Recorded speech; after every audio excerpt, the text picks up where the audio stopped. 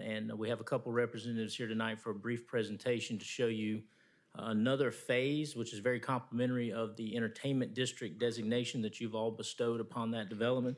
We have Mr. Wes Keith joining us from New Orleans, and Matthew Devine, and they're going to talk to you about the possibilities and sort of their vision for what can be brought there. So ask those gentlemen to come forward if they wouldn't mind. There you are right there. Thank you.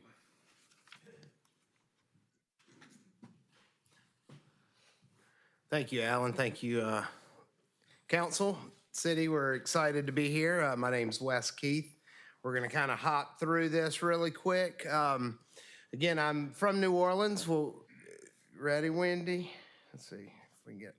So yeah, you can keep going right there. We're going to talk about my managing partner and myself. My name's Wes Keith. I live in New Orleans, Louisiana. I actually have a brief history here. When my father, my senior year of high school, moved to Hoover, Alabama. So I got to, as a college student, come home to Hoover, Alabama. So I've learned this area great. And, you know, one big void when I would come through was the nightlife and the live entertainment. And I always caught myself having to go to downtown Birmingham. And, you know, so we felt there was an opportunity in this market. And if, Wendy, if you want to just kind of keep plugging through this so we can. Quick background on myself. I've been in the festival business for the last 10 years with a company called Festival Productions in New Orleans. We produce major music festivals across the country. You might have heard of Jazz Fest in New Orleans. That is one of our flagship festivals. We have over 500,000 attendees every year that come to that event. As you'll see on the screen, there's a couple pictures of that. We also do large country music festivals inside college football stadiums, such as LSU's Tiger Stadium and the Shoe at Ohio State. We've also worked with some major racetracks. In the top right corner, there's a picture of Daytona International Speedway. I have produced over 100 shows personally. I have over 200 days logged on site at festivals, and I have booked over 1,000 shows in my lifetime. Like I said, before my time at Festival Productions, I was a regional manager for Ticketmaster, where I got to visit this market a lot. I had 3 clients here, the BJCC, the Oak Mountain Amphitheater, and the Alabama Theater.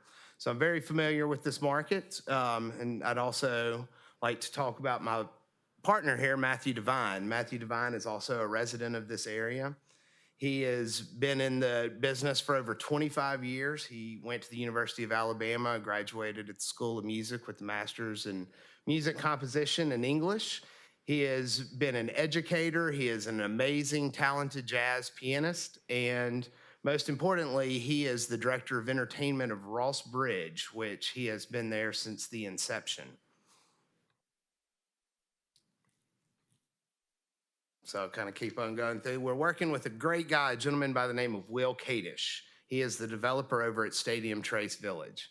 He has just been a great asset. You know, he loves this project. He really wants to enhance Stadium Trace Village, and he has created a great setup there. Again, just a quick piece on the patrons. This is, you know, what our business model is about. So I'll go ahead, Wendy, and I'll kind of go through that for you.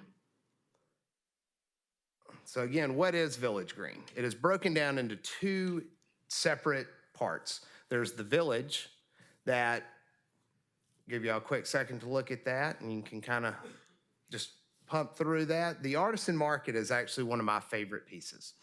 The Artisan Market is a building that will have a curated art gallery, which will showcase local to international artists.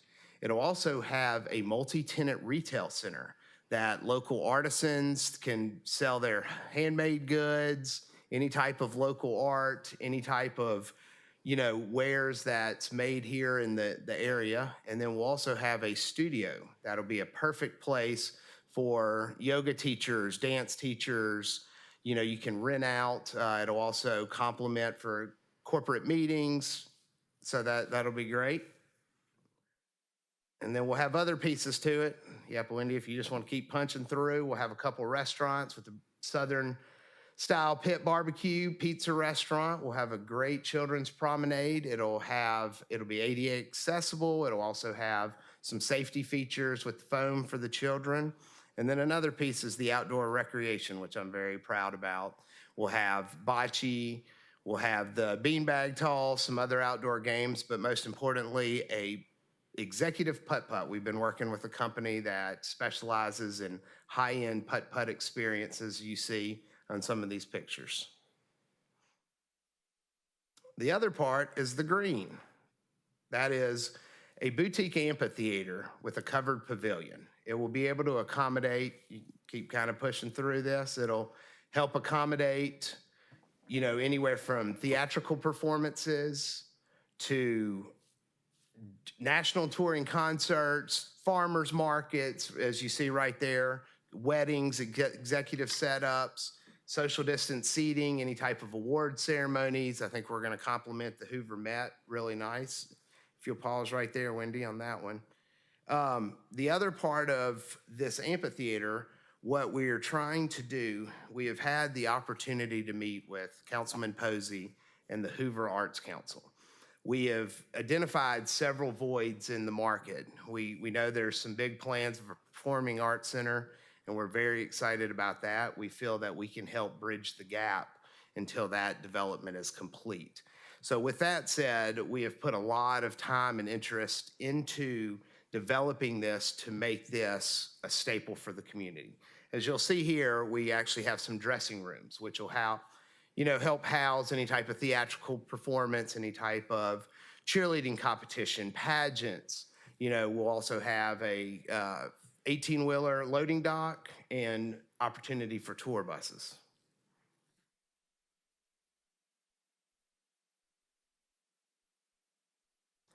So just a quick overview, again, how this will look. You can keep going through that. All right. So yeah, if you just want to kind of keep punching through. Again, I'm sure most of y'all are familiar with Stadium Trace Village, about 1.5 miles from the Hoover Met. Here's a good piece to stand on. We are very proud to be part of the first entertainment district. So we are working with Mr. Kadish over there. He has a lot of great plans. He's actually, we're going to work with the Hoover Police on safety protocol. He also wants to do a big public awareness campaign. We're also going to add tons of trash receptacles, roving security, just to make that safe. If you'll hold it right there on the tourism piece. So one thing I want to show y'all right here, if you look at the map on the left, Ticketmaster in 2019 put a study out that the average ticket buyer travels 24 miles for a traditional concert. So as you see, we hope to bring the great people of Vestavia, Homewood, Mountain Brook, Leeds to Hoover to come spend their entertainment dollars. That same study also showed that ticket buyers, 10% of them travel over 100 miles for a concert.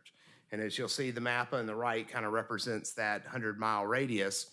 Well, what that does is that in the economic development that will come of that, we'll also be able to sell hotel rooms, more retail, restaurants, gas, and et cetera from those patrons that are traveling the long distance coming to visit the great city of Hoover.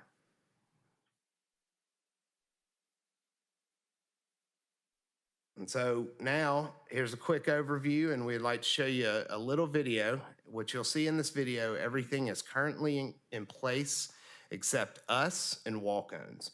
Walk-ons closed on December 17th, and they're already starting to push dirt, and we're hoping that they will be up and ready by the end of the year. But here's a quick video to show you our vision.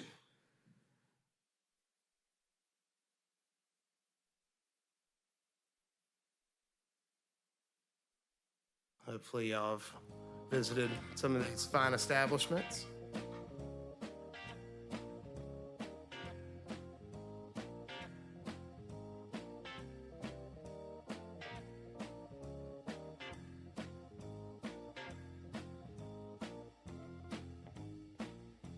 Stadium Trace Village, being an outdoor walkable development, is just the perfect place for this. And especially in the COVID times right now, we started building this about 15 months ago, pre-COVID, and it actually worked out really with the COVID situation. And hopefully we'll have that past us soon, but You'll see the Artisan Market building there on the right. That'll be the restaurant there on the left.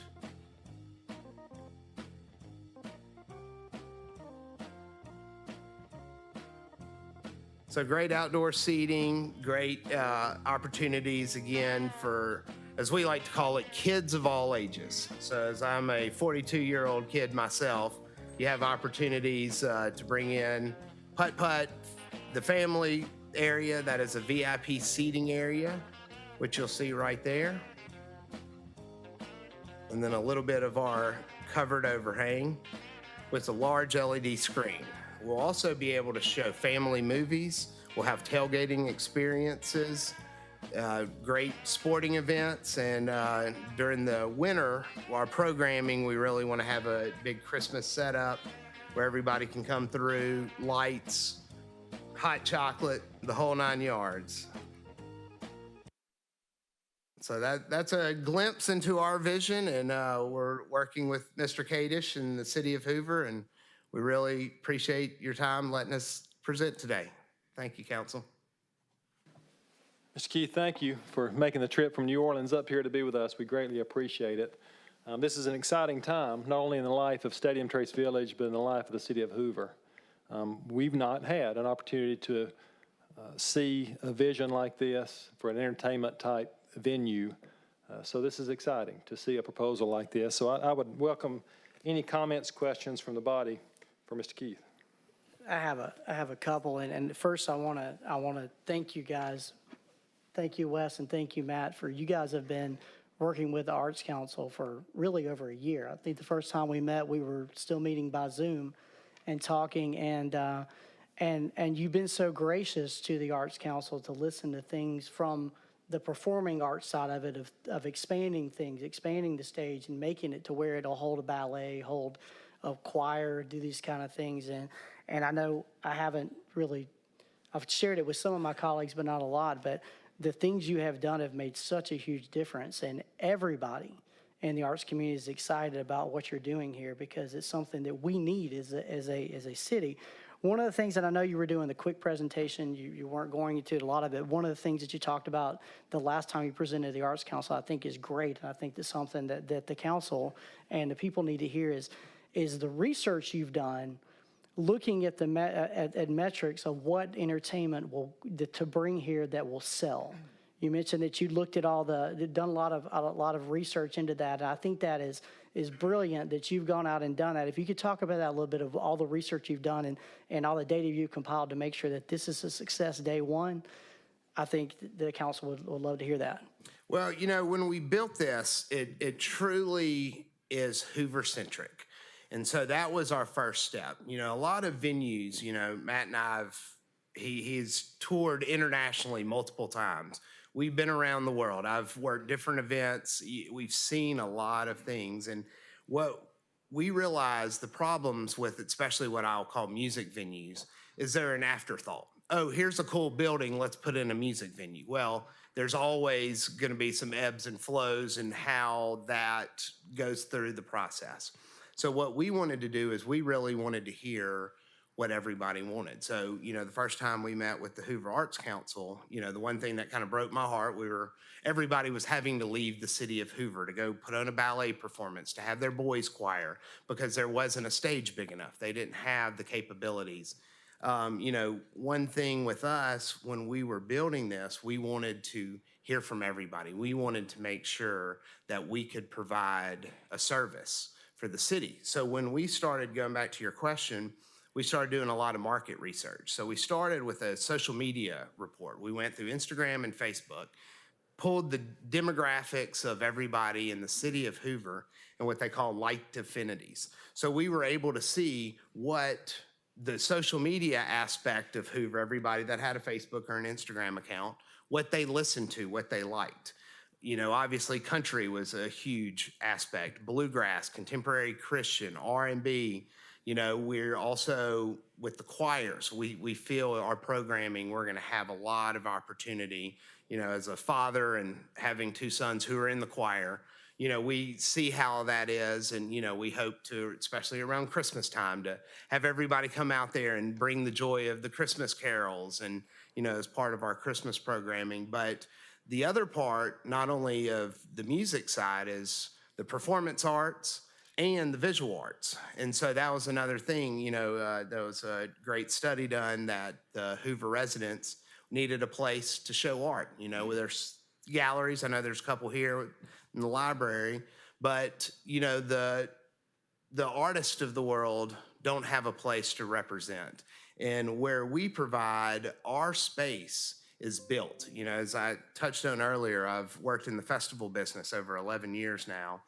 And in that time, what I've felt is it's about the community, and that's where the energy comes from. And we have the opportunity to have art shows, farmers markets, any type of other events that can come in there and help basically put the Hoover art scene on the map, give them a platform. And, the economic development piece is only going to bring more eyeballs to what the great things Hoover has right here in-house. So we're excited about that. Mr. President, Yes, sir. first of all, look, it's an exciting project. I'm glad to see it come into the city of Hoover. I heard you mention ADA accessibility. Yes. Briefly.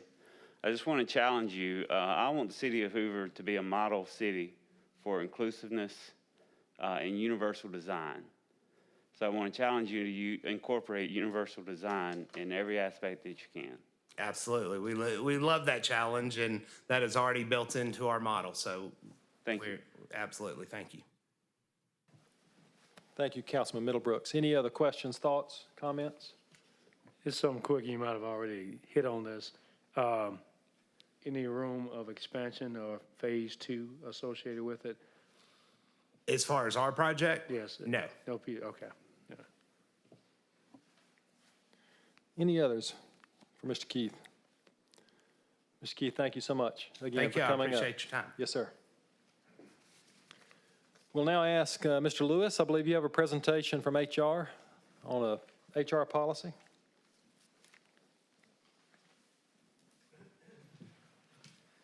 I do, and thank you, and I promise mine will not be as entertaining as that one, so bear with me.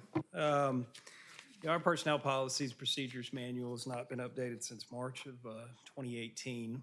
Those of you who were on the council last year may remember just about this time last year, I came before you. We had a presentation to get some revisions moving forward, and that, like many things, got derailed due to the pandemic. Most of what you have here in this document is what was in there last year. So I'm just going to hit some of the high points. It's not intended to be exhaustive, but I want to highlight some of the major changes, and then you each have copies. I'll send you all electronic copies as well to review. This is not on the agenda for this Monday night, so there's time to digest it.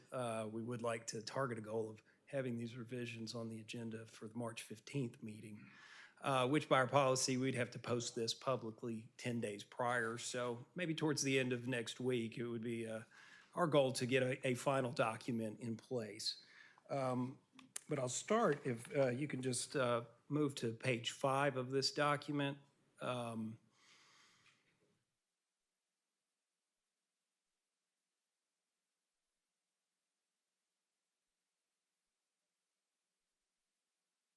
There you go, right there. Thank you. And this was a revision that you saw in here last year, mostly. Just that we want to establish in policy that with the City of Hoover facilities that employees are prohibited from using vaping, nicotine products, that sort of thing in city buildings and in city vehicles. That may be the most radical change in this document, but it is pretty straightforward. And please stop me along the way if you have any questions. Wendy, if you could jump ahead to page 15. Yeah, this is a new provision in here. We have, over the past several years, gotten great utilization out of bringing retired personnel back in a part-time basis. That allows that transfer of knowledge. Some of them come back temporary, some of them come back permanent part-time. What we want to do with this provision is sort of make that process a little bit easier for those that do come back. And what we're proposing is that we allow, if someone is retired from the city, comes back in the same or similar position, that they would be able to come back at their rate of pay not to exceed what they were making. So they do not necessarily have to come back at step one, which, as you can imagine, can be a deterrent from getting that person back. This would also allow a department who utilizes a group of individuals in the same classification to establish a fixed rate of pay. The good example there would be our reserve officer program, where we bring reserve officers back to work in the schools. The other thing that we would have in here to help expedite the process is if that someone comes back within 3 months of having separated their employment from us, if it's in the same or similar held classification, they would not have to go through the application process and the pre-employment process, which can take some time. So I'll just keep moving forward unless anybody has any questions. Wendy, if I could get you to go to page 20, please.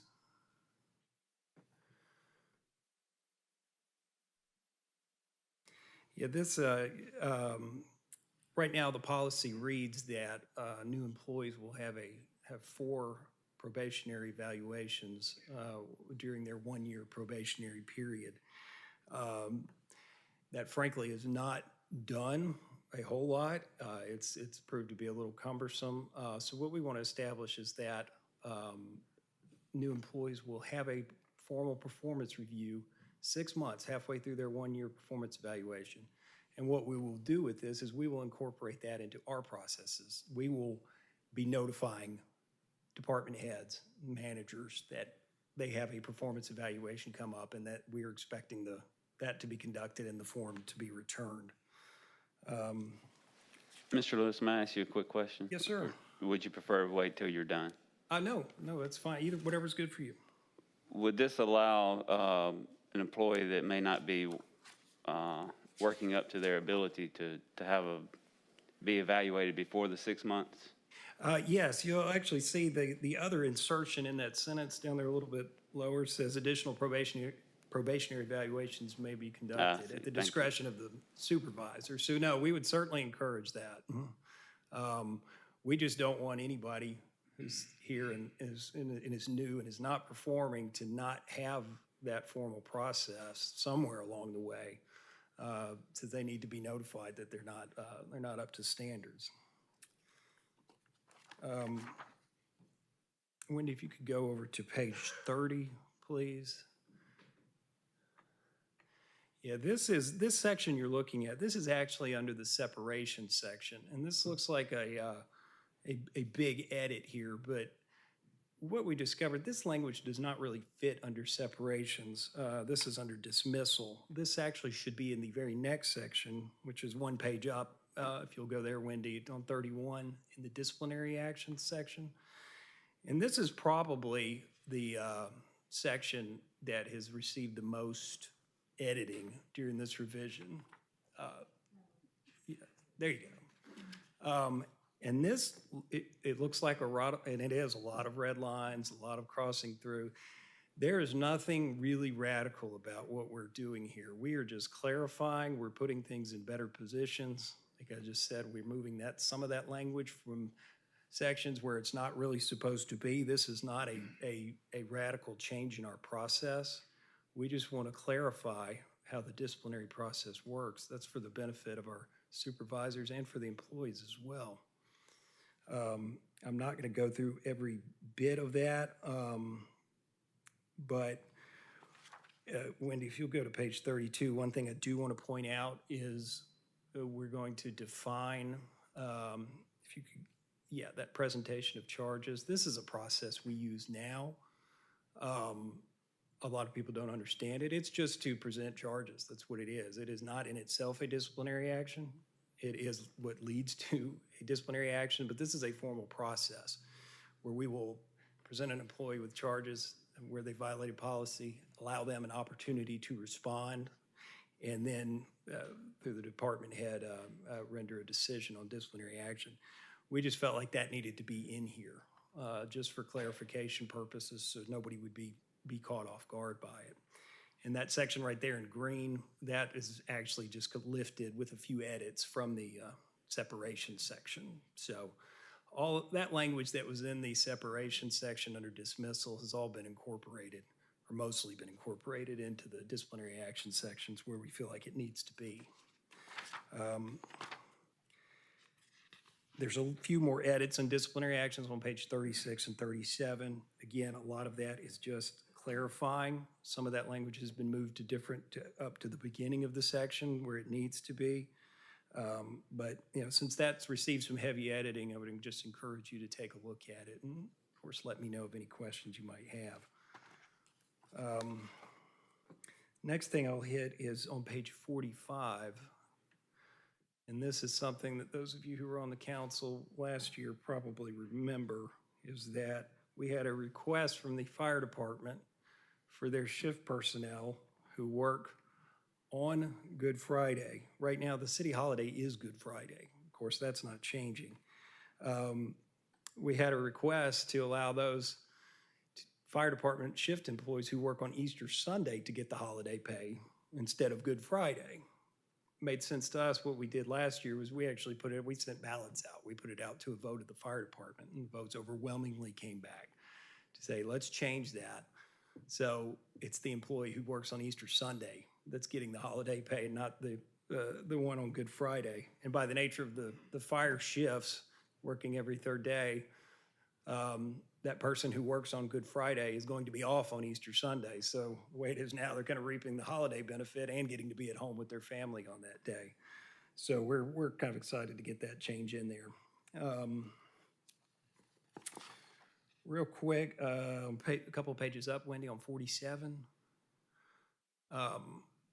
We're proposing right now, an employee who has a balance of 200 hours of annual leave can sell 40 hours of that leave each year. It's limited to a calendar year.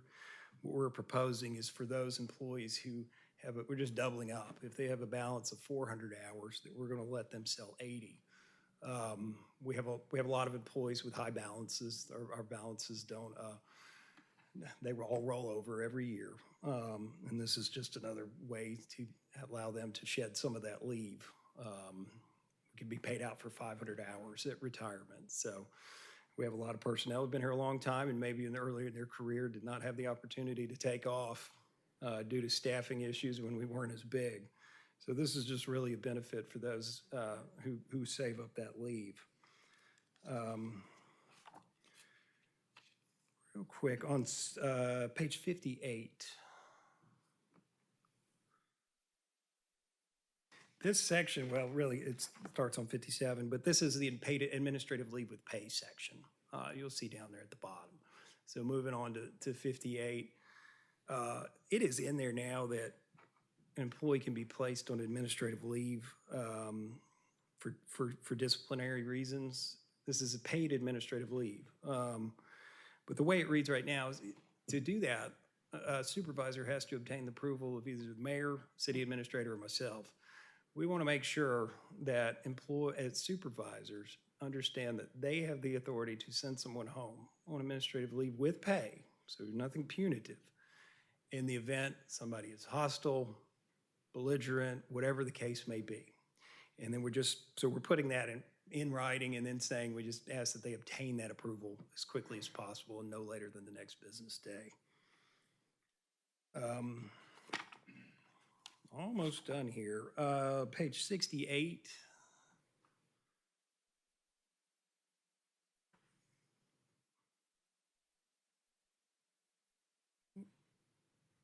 A little bit further up, Wendy. Yeah, that right there. You may recall when our classification compensation study was introduced and adopted in October of 18, we currently have 3 different premium incentives in fire, police, and dispatch departments. Since we have those now, and we did not have those when this manual was last revised, we just want to put in there that any premium incentives have to be recommended by the mayor and approved through city council. And then lastly, on page 114, this is a new section, and those of you who were here last year saw this. This is a technology usage section, which we do not have really documented anywhere. This is, I believe, this is not overly cumbersome. This is, I'm not going to go through every bit of it, but this is common sense knowledge when you're using city systems, city email on the city network, using a city phone, that sort of thing. Basically, it just comes down to you can't do anything illegal. We're accepting of incidental personal use. It's not, we don't feel like it's overly restrictive, and it just outlines some of the things you really cannot do. And again, the problem now is if we have someone who crosses that line, we don't have a document like this that we can point to. So that's my brief 35,000-foot flyover on this. We got to this point, like I said, it started well over a year ago with this revision. We've met with, or I've met with the Employee Advisory Council, had an extensive meeting with them to go over the revisions. Obviously been reviewed by legal counsel, the mayor, and our Personnel Review Board has had a chance to review this and sign off on it as well. So with that, I'll be quiet and take any questions.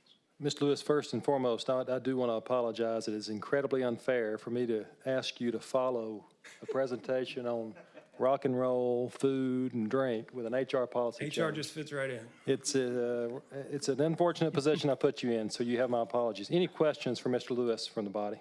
One, Mr. President. Yes, sir.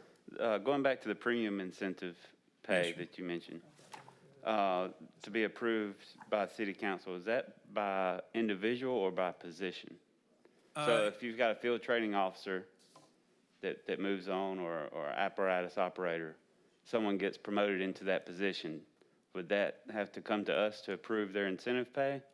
No, just the establishment of the incentive pay. I got you. So if we were to add an additional incentive pay for another type of assignment, that would need to come through council. Understood. Thank you. At one point in time, and I'm trying to remember when this conversation took place, and my mind's not working right there. You may remember, Alan, you might remember, we talked about exploring the possibility of having a donated time bank for employees that needed that.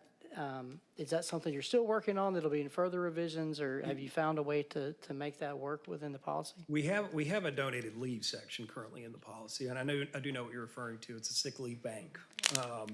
We do have that is being looked at independently of the personnel policy revision. We've had extensive discussions with the Employee Advisory Council. Do have a draft policy ready to meet with them. I actually can meet with them on Tuesday at their regular meeting. And that's be one of the things we talk about. But that is still in the works. That's great, thank you. You're welcome. Mr. President, if I could make one Yes, sir, statement. Councilman. I know many times discussing like policy change can be uneventful type discussion. But with our budget being a large portion of the human asset, these changes and heavy consideration of the consistent things occurring can be very important when dealing with our employees. So I want to thank you that although it may seem uneventful to go through these things, the constant changing of what's going on in society and have to always reevaluate the employee piece of it, that's a large task to do, and it saves us on the back end. So I want to commend you for your efforts, okay? Thank you. Yeah, thank you.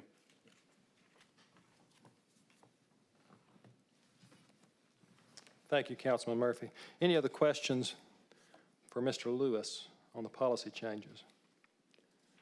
I will add, gentlemen, that I would encourage each of the members of the body to, between now and the time that we will vote on this, to really give some thought and study to this. Personnel policies, as you all know, we're all employees of different organizations. So the policies that we get to set should certainly not be taken lightly. They impact hundreds of individuals, so this should be taken in the vein which it deserves. So I would encourage my colleagues over the weekend at the next meeting to really study this. Mr. Lewis, I know you're available for comments, questions between now and then.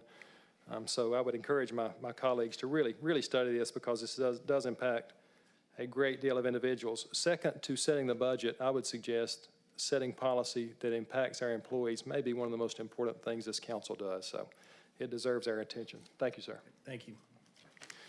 All right, having two presentations, we will now move into discussion of our agenda items for Monday night. We'll have a couple of presentations that were put off because you will recall we had a postponed meeting because of the snow days.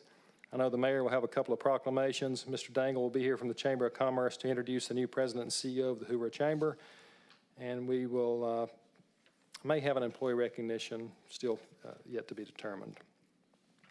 All right, moving into the consent agenda, we will approve minutes, and then we'll have Resolution 6413, approving an alcohol license for Gimco, which is Beef O'Brady's. For my colleagues who haven't been on the council previously, this is an event that comes up each year at St. Patrick's Day, and this is a special events license for the St. Patrick's celebration. Ms. Dickerson, anything special about this item this year? There's not. We have the letter back from the police department and everything's okay. Very good. Any questions from the body for Ms. Dickerson or the police on that item? Item number 8 is Resolution 6414, approving an alcohol license for Mountco Express in Inverness. Ms. Dickerson, I assume this is a previous location changing ownership. Any issues with it? There's no issues with it. And we have the letter back from the chief of police on this one also. Very well. Any questions or comments from the members for Ms. Dickerson or the chief? Item 9 is a resolution approving an alcohol license for Chipotle Mexican Grill on Amber Lane in Hoover. I assume this is the new Chipotle at Stadium Trace Village. Ms. Dickerson, any comments or questions on this one? There was not. We have the letter back from the police department on this one also. Very good. Any questions from the membership on this one? Item number 10 is a resolution concurring with Mayor Burkett on the appointment to the Personnel Review Board. Mayor, you have an appointment we'll be considering on Monday? Yes. Very good. Yeah. It'll be. We'll take that up Monday night. Item number 11 is for the regular agenda.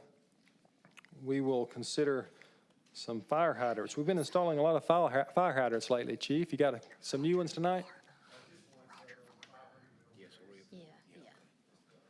I was trying to get that pulled up for you. I said I was trying to get that pulled up. Very good. Any questions for the chief on that fire hydrant?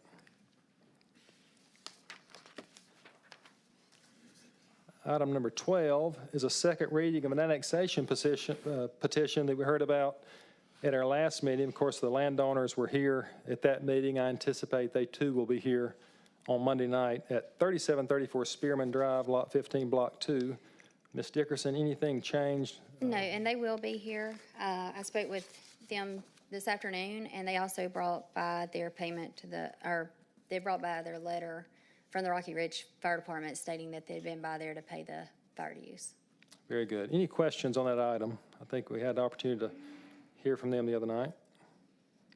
Item number 13 is a step sibling to that item, very similar, 2316 Teton Road, Lot 3.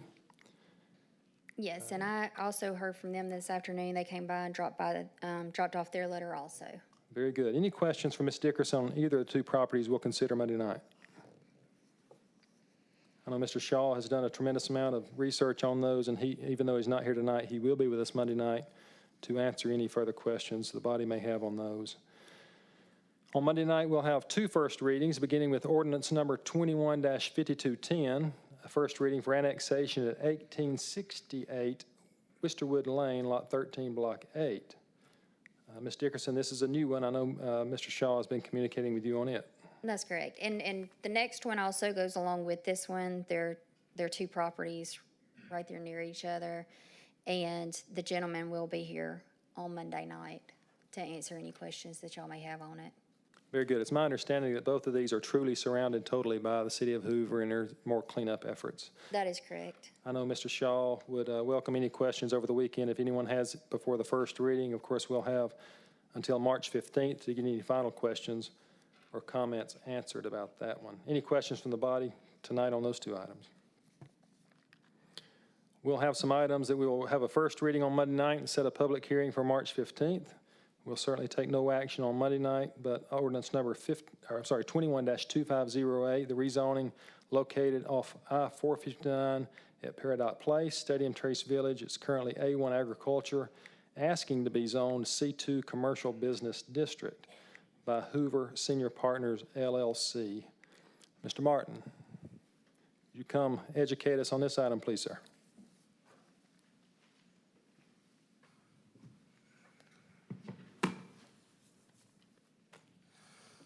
Good evening. So we do have two cases that are going to be coming up for first reading. First, of course, is the rezoning application for a portion of the Chichester property, which is adjacent to Stadium Trace Village to the north, I-459 to the northwest, Trace Crossings to the south and southwest, and some additional Chichester property to the southeast. We are looking at approximately 65 acres that would be the subject of this rezoning. And the rezoning, as you mentioned, from agricultural to the C2 Community Business District. And this rezoning prepares the way for the very next application, which is a conditional use application for the development of an independent and assisted living community. The development itself will consist of 373 age-restricted units, 55 plus. This is a combination of independent living and assisted living.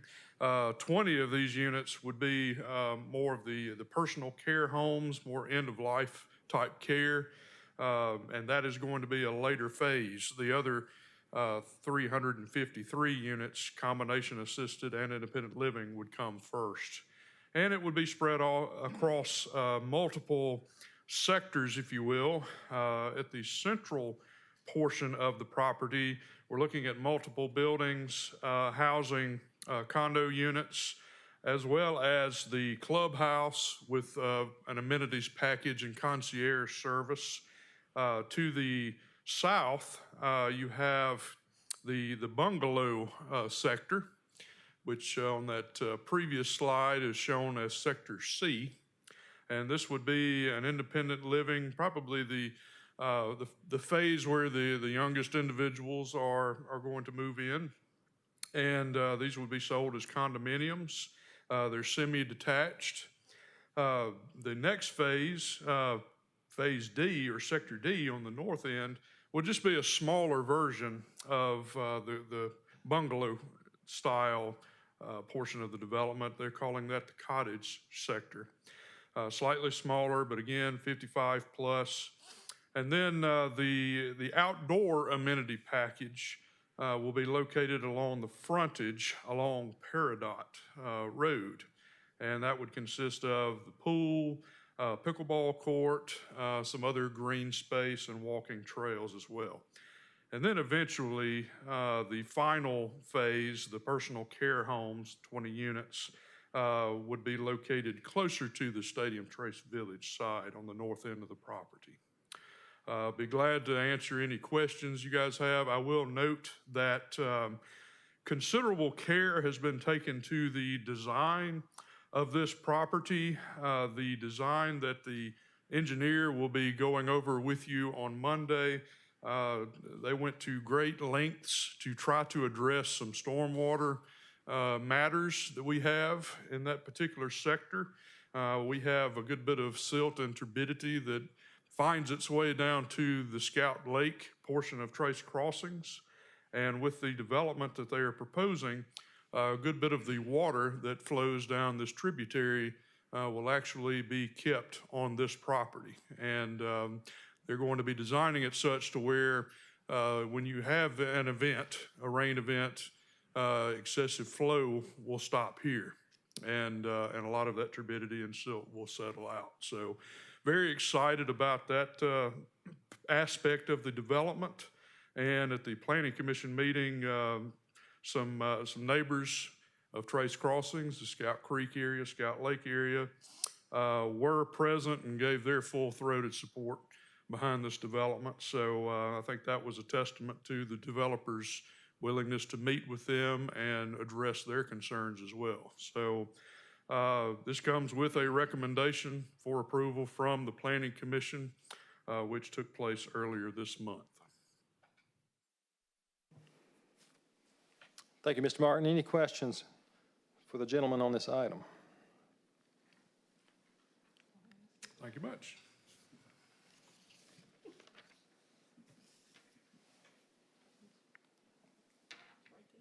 Mr. Martin, I believe you covered items 16 and 17 there, right? The rezoning conditional use? Yes, sir. So any questions at all on either the rezoning or the conditional use I should have asked? Very good. Item 18 is an ordinance to provide for licensing of multi-event special events. I know this is an item that's been on the radar of the council and the mayor for quite a while. I know Mr. Ken Davidson's with us. Mr. Davidson, would you please come forward and brief us on this item, please? Good evening.